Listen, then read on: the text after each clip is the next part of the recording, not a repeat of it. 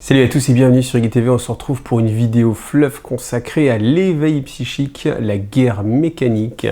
Donc, eh bien c'est parti. Donc je ne voulais pas le faire en version narrative parce que ça demande vraiment beaucoup de temps. Et puis au final, j'aime bien aussi le côté donner un petit peu son avis et je sais que ça vous avait plu aussi.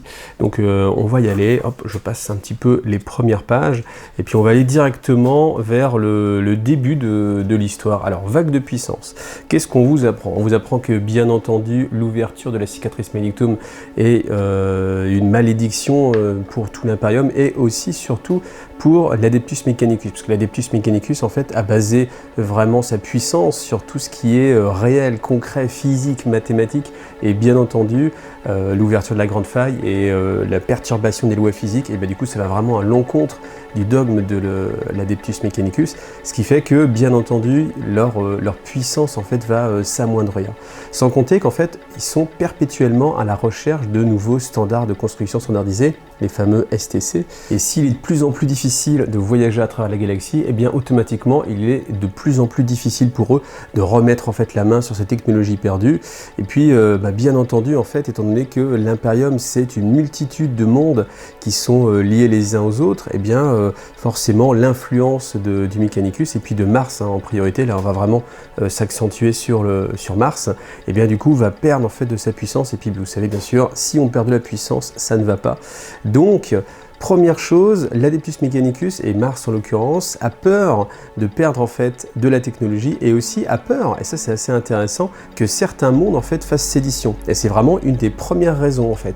Ils ont peur de, et bien voilà, que perdus hors de toute influence, les mondes fassent sécession et deviennent indépendants et du coup ne répondent plus à Mars. Et c'est pour ça en fait qu'ils vont réaffecter leurs flottes d'expédition, qui sont a priori des flottes de recherche, en flotte de récupération. Donc dans le sens où ces flottes-là vont repartir, renouer en fait contact avec les mondes forges qui sont sous la houle en fait de Mars et puis des autres planètes qui envoient en fait comme ça leur flotte. Et leur but, c'est bien sûr d'essayer de les aider s'ils sont sous l'emprise des démons, mais aussi au cas où ils auraient envie de faire sédition, et bien de leur rappeler que ça se passe pas comme ça en fait. Alors là, on va avoir un premier personnage, c'est le Magos Xukrol, qui est à la tête d'une des trois grandes flottes de récupération de la planète. Donc lui, il va s'orienter en fait vers leur Segmentum Tempestus. Et puis au sein de sa flotte, on vous dit qu'il y a pas mal de choses, hein. C'est-à-dire qu'il n'y a pas uniquement de l'Adeptus Mechanicus, mais que vous allez aussi avoir bien sûr les maisons de Night avec quelques... alors, on n'a pas vraiment encore de valeur, mais enfin de nombre d'unités, mais beaucoup de Night en fait, et une lance en fait qui est une coalition de... Alors elle s'appelle la Marche Pada, qui est une collection de nobles issus de plusieurs systèmes. Et alors ce qui est assez intéressant, c'est que à leur tête, il y a la baronne Sorden de la maison Terrine. Alors ça c'est assez intéressant parce que au final Terrine, c'est plutôt une maison qui est traditionnellement rattachée en fait à l'Imperium, c'est-à-dire au côté empereur, et pas omnimessie, contrairement à d'autres maisonnées qui elles vont plutôt être assujetties plus ou moins, ou qui ont plutôt prêté allégeance à l'Adeptus Mechanicus. Là c'est du coup pour ça assez étonnant en fait qu'on retrouve la maison Terrine. Alors après c'est une maison c'est un peu les ultramarines des Knights, hein, ils sont pas en bleu d'ailleurs, c'est pour vous montrer que c'est vraiment la maison dominante, mais c'est vrai que là ça va un petit peu à l'encontre un petit peu de leur... je ne suis pas sûr qu'une maison qui soit assujettie comme ça à l'Imperium plus qu'à l'Adeptus Mechanicus soit vraiment mis à la tête de toute la marche des chevaliers. Donc, mais bon voilà. Après on va bien sûr trouver des vaisseaux de l'Astra Militarum, des sœurs de bataille, et ça c'est... Je trouve aussi que c'est assez étonnant qu'au final, les sœurs de bataille sont mises comme ça à contribution un petit peu à chaque fois. Alors, bien évidemment, si on voit le côté un petit peu marketing des choses, c'est une armée qui vient de sortir, donc c'est normal qu'on en parle beaucoup pour faire plaisir, pour donner aussi la possibilité d'avoir des missions avec les sœurs de bataille, etc. Mais c'est vrai que fort logiquement, ce serait plus à l'Adeptus Astartes de remplacer en fait les sœurs de bataille, étant donné que les sœurs de bataille sont...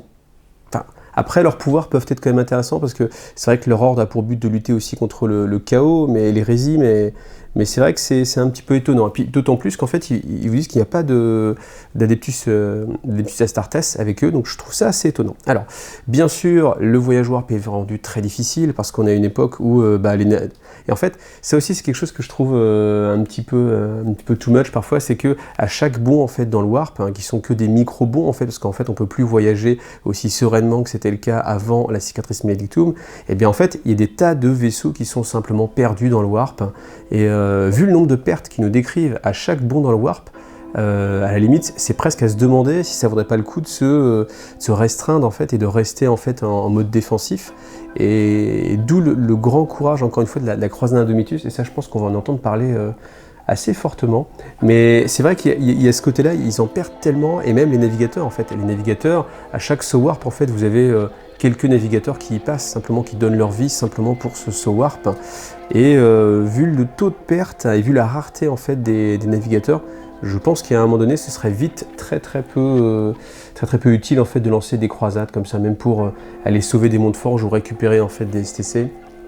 Bon voilà, après, il faut bien qu'il se passe quelque chose, hein, sinon si tout le monde reste à la maison, il ne se passe pas grand chose dans l'univers. Alors qu'est-ce qu'on apprend d'autre? On apprend que durant justement cette croisade un peu de reconquête, eh bien, les magos tentèrent d'utiliser en fait toutes les armes à leur disposition et utilisèrent des armes instables, voilà, histoire de vraiment détruire hein, au maximum et de mettre en fait tout leur poids dans la balance contre justement le warp. Malheureusement, et on arrive juste ici, malgré tous les efforts et toute la puissance de Mars et de sa troisième flotte, enfin on ne sait pas si c'est la troisième en termes de... Enfin il y a 3 grandes flottes, donc on ne sait pas si c'est la plus grande, si c'est la deuxième, la troisième, mais quoi qu'il arrive, on imagine que c'est une des flottes les plus colossales que peut réunir en fait l'humanité, hein. Donc hormis la croisade Indomitus bien sûr, mais c'est quand même présenté comme vraiment le plus grand rassemblement qu'on peut réaliser. Et bien malgré tout, alors qu'ils sont en train de regarder différents monts de forge qui sont mis à mal justement par les forces du chaos, soudain une tempête warp s'intensifie, et tandis que Kroll et ses conseillers continuent à observer les images avec une fascination morbide, la flotte entière fut engloutie par un vortex d'énergie. Et là encore une fois, certains vaisseaux disparurent, d'autres furent simplement détruits, et au final, la seule chance de survie de toute la flotte, c'est de suivre un signal qui parvient en désespoir de cause à Kroll. Et donc il se lance à l'aveuglette pour la seule piste hein, qu'il peut avoir comme ça, donc autant dire qu'on est plutôt mal parti. Hein. Mundus Malefica. Donc là on va vous parler en fait du Mont de Forge Soelish à Ordextag. Alors c'est un peu chaud hein, les prononciations.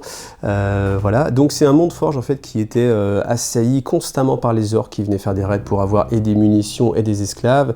Et au bout d'un moment, eh bien la résistance a affaibli et tombé, et donc le monde a été abandonné et déclaré comme perdu.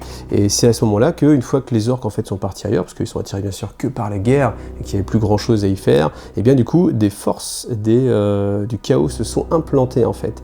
Et comme c'était un monde forge, et bien les tech priest du côté obscur, donc ceux qu'on appelle les hérétèques, c'est assez amusant ça, j'avais jamais vu d'ailleurs ce terme, c'est les hérétiques technologiques, hein, donc les hérétèques, ça je trouve ça assez sympa, du coup se sont appropriés ce monde et ont commencé à construire sur les ruines des anciens mondes forges pour réutiliser en fait toutes les installations qui avaient été faites pour créer une machine. Alors je sais pas si elle a été nommée, je me rappelle plus, mais en fait le principe c'est de creuser en fait jusqu'à la croûte, jusqu'au cœur même de la planète, et puis d'y enfermer en fait toute une flopée de démons et de les enchaîner et de les torturer pour que leurs hurlements et leurs douleurs en fait soient transmises à travers le plus de réceptacles possibles, et comme ça en fait ils créent tout un réseau autour du noyau de la planète, et tout ça c'est amplifié et avec des sortes de grandes antennes, un petit peu à l'image en fait des piliers de Cadia, mais en mode plutôt agressif et qui va développer les failles warp,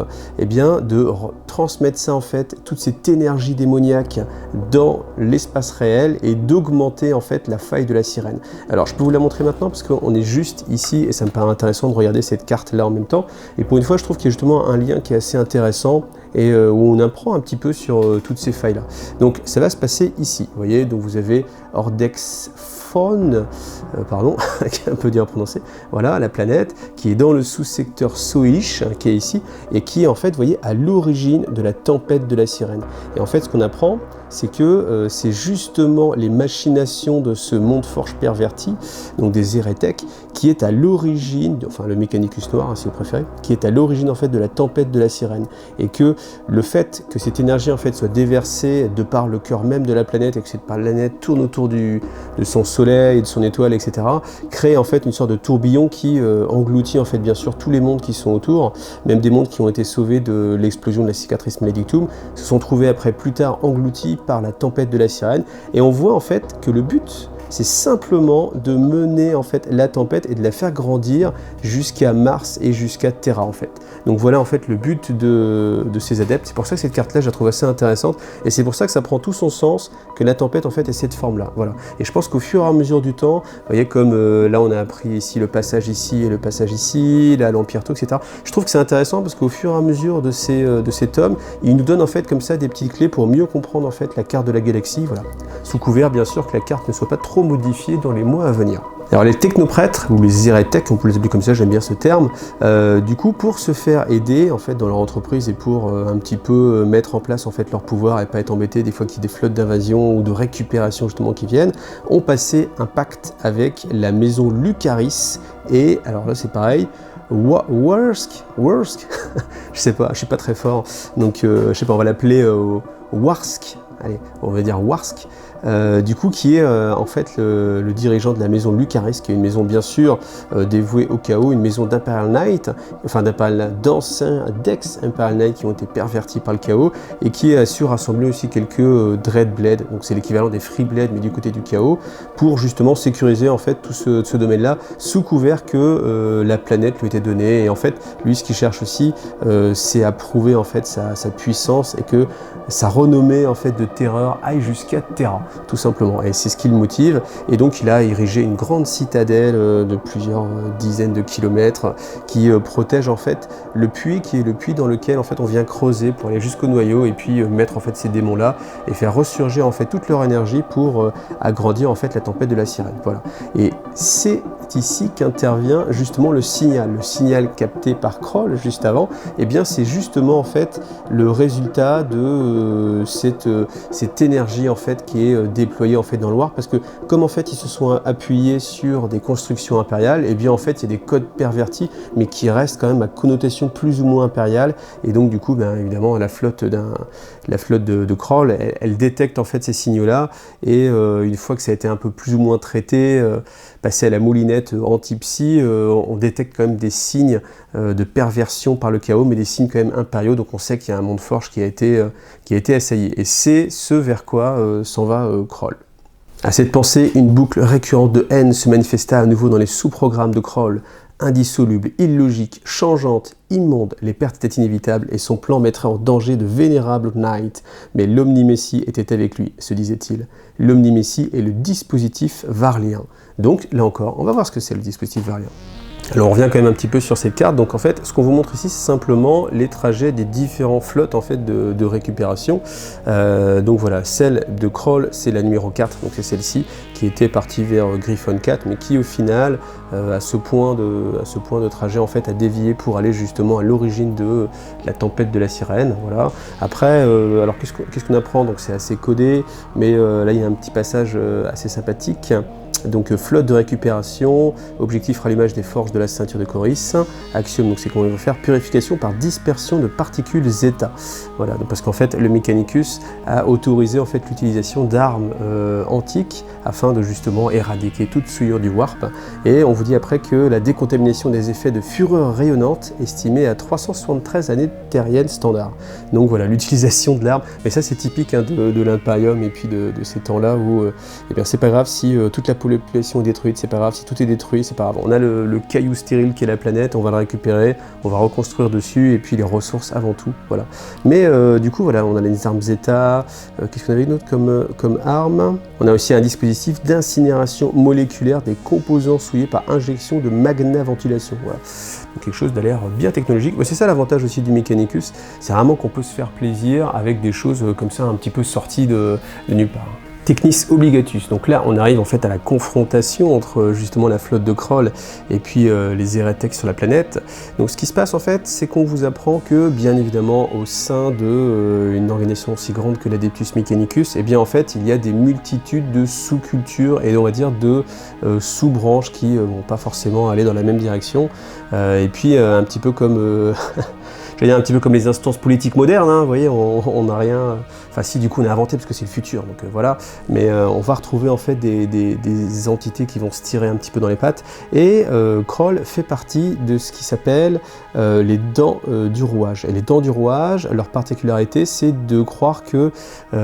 Enfin, c'est de lutter absolument contre toute forme de pouvoir psychique parce que ça va complètement à l'encontre du dieu-machine et la logique doit l'emporter sur les pouvoirs psychiques. Et c'est pourquoi il se fait un devoir d'éradiquer toute trace psychique de l'Imperium. Voilà.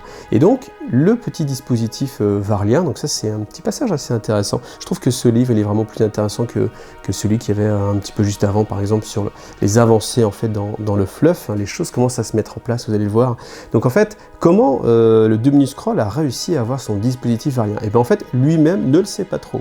Il l'a récupéré d'un tech priest inconnu qui contacta en fait son ordre, donc les dents du rouage. Il voulait pas partager en fait d'informations. Tout ce qu'on pouvait voir, c'est qu'il y avait des petits serviteurs insectoïdes qui grouillaient sous ses robes. Donc mes amis, si vous n'avez pas compris l'idée, c'est simplement une petite connotation nécron-tigre, etc. Donc avec les petits insectoïdes, hein, des petites mécarachnides. Et en fait, simplement, il explique, ce magos explique que lui et ses maîtres ont construit en fait un annihilateur, comment ça s'appelle, le nullificateur je crois, en fait qui est censé détruire toute présence du warp dans son rayon d'action. Et en fait cette bombe si généreusement construite est donnée comme ça à une autre faction pour pouvoir la tester en fait sur le terrain.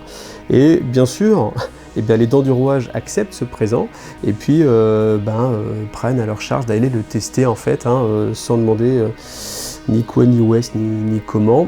Et puis voilà, donc l'individu en plus alors quand les dents du rouage interrogèrent leur hôte sur l'origine du dispositif, il se contenta de ricaner et répondit qu'il pouvait tout aussi bien venir des portes de Varl, une expression se référant à une région hantée de l'espace, synonyme de connaissance interdite. Mais les dents du rouage étaient trop impressionnés par son présent pour s'irriter de cette réponse laconique. Voilà.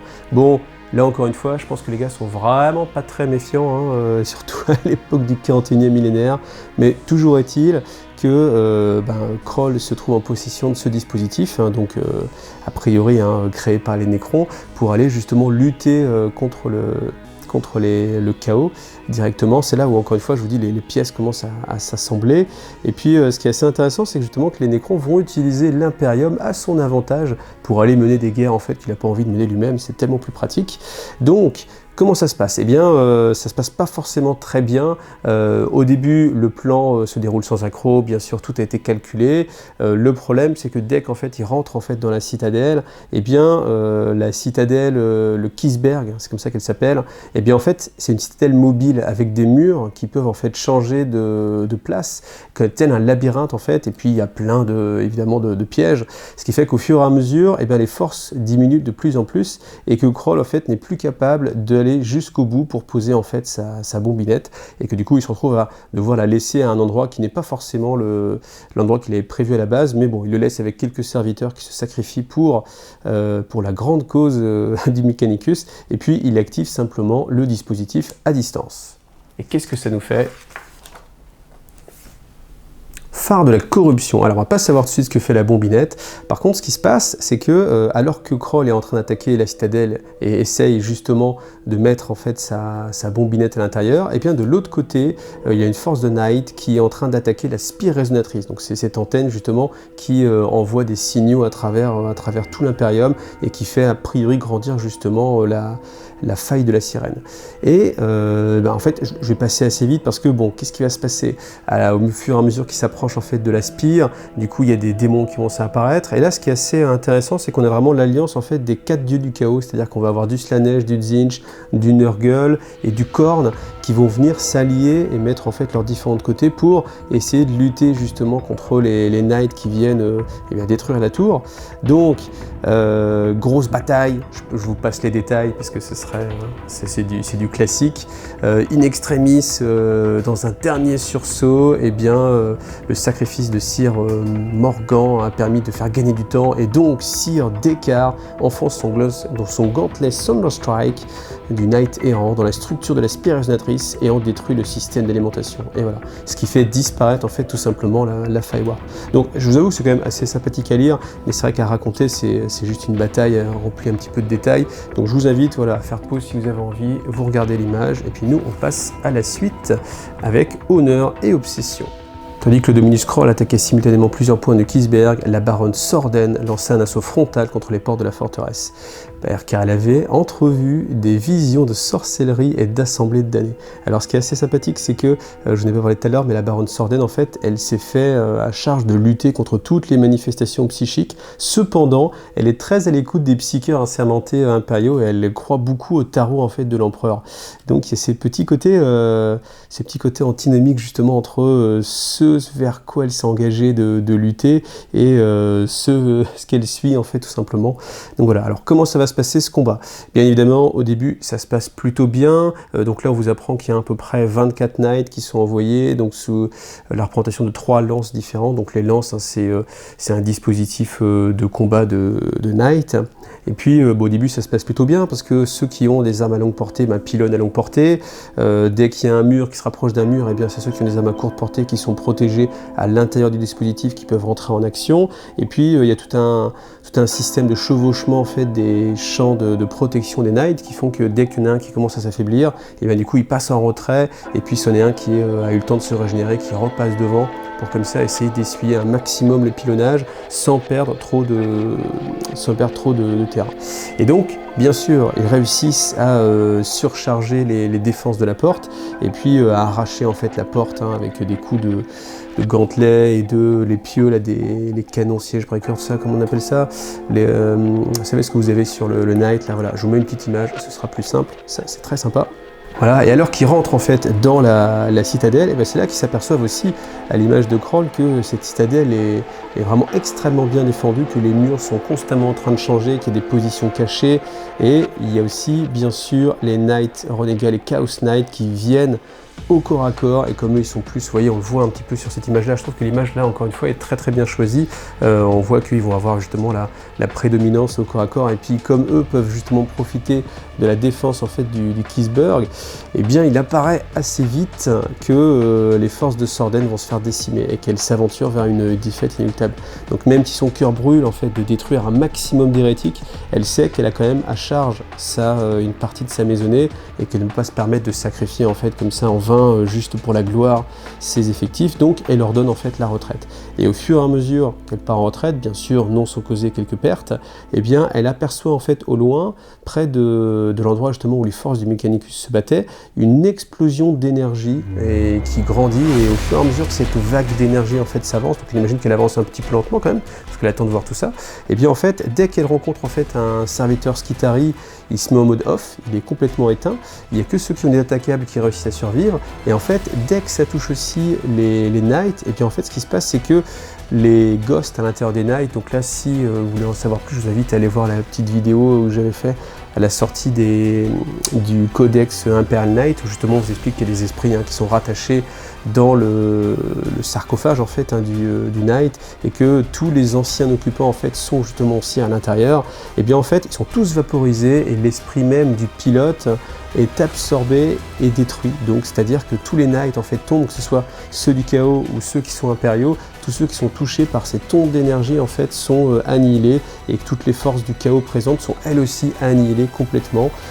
Seuls survivent ceux qui n'ont pas de présence en fait, enfin ceux qui n'ont pas de pouvoir warp, ou qui n'ont pas besoin de puissance un petit peu psychique pour s'en sortir, et Sorden a un petit peu de chance, et du coup la vague s'arrête avant de l'atteindre, et elle remercie bien sûr le tarot de l'empereur de l'avoir guidé, et puis l'empereur et l'omnimessie bien sûr de leur clémence et de les avoir protégés justement, voilà.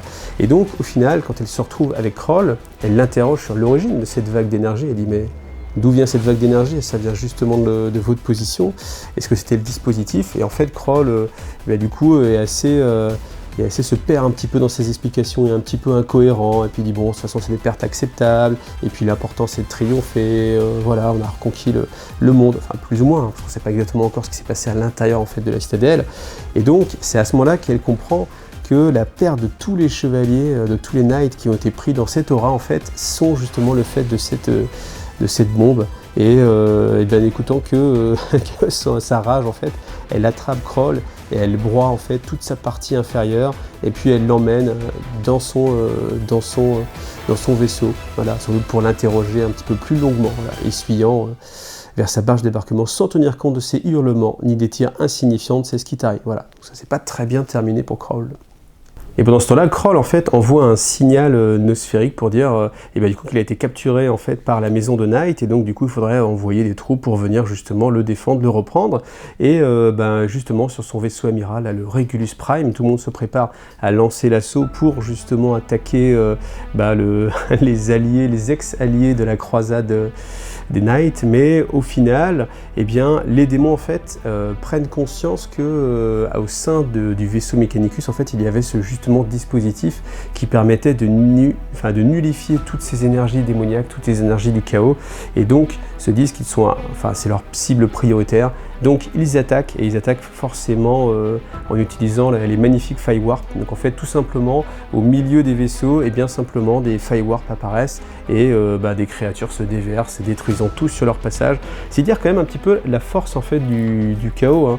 On peut se dire même à la limite pourquoi c'est pas une technique qui est là plus souvent. Je trouve que c'est quelque chose qui est un petit peu trop mis en avant et un petit peu trop facile, et qui du coup pourrait vraiment changer les choses assez facilement, parce qu'on imagine aussi que on peut pas forcément, les vaisseaux sont censés avoir une protection quand même, donc on parle du champ de Jailer qui est là pour protéger justement des créatures du Warp, mais bon, pourquoi il permet pas justement d'empêcher ces ouvertures de Firewarp? Après, on peut se dire aussi que il peut être mis en marche qu'à un moment donné, et qu'il fonctionne en mode économie d'énergie, et il se protège uniquement lui-même à un moment donné constamment, et puis c'est que quand on voyage dans le Warp qu'on va étendre justement sa portée.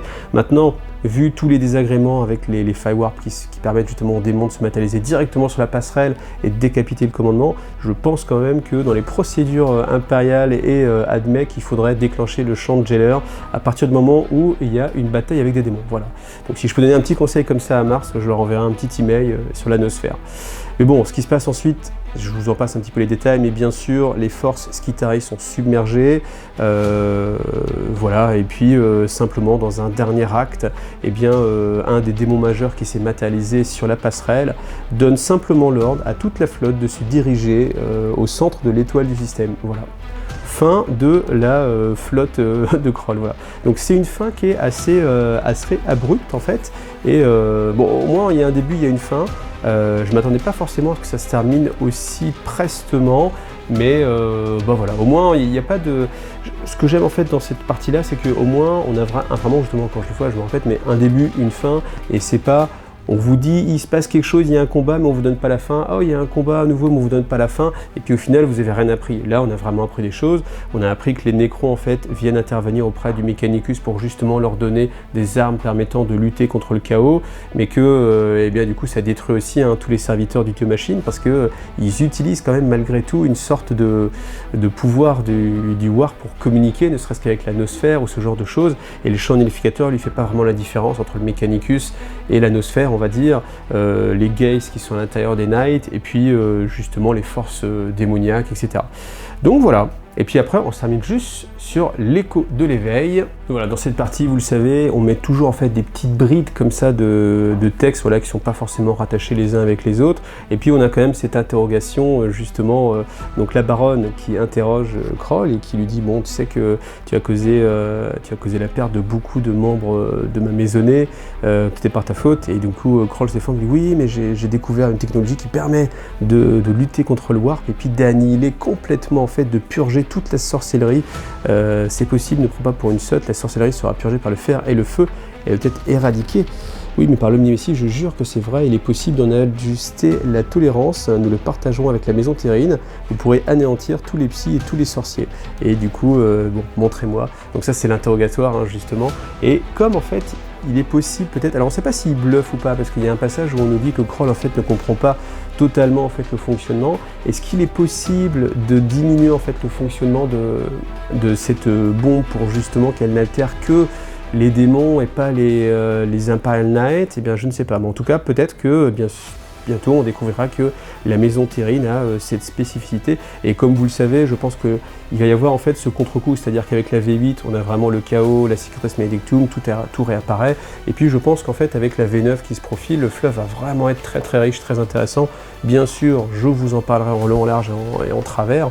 Et je ne serais pas étonné que justement il y ait ce contrepoids, un contrepoids qui soit amené justement par les nécrons, hein, parce que c'est typiquement les nécrons qui sont le plus à même de lutter contre les démons, parce que justement eux ont cette technologie, hein, les piliers de Cadia, vous savez, c'est origine nécron. Donc voilà, ça laisse présager de très bonnes choses, et en tout cas je suis assez content parce qu'au moins ce tome-ci, niveau fluff, eh bien on se moque un peu moins de nous, parce que c'est vrai que les autres, j'avoue qu'il y en a certains, il y a vraiment eu des hauts et des bas, et là j'espère que on a fait un creux de vague et qu'on va remonter, et j'attends avec impatience, bien sûr, le prochain avec Fabius Bill. En tout cas, merci à vous, et à bientôt.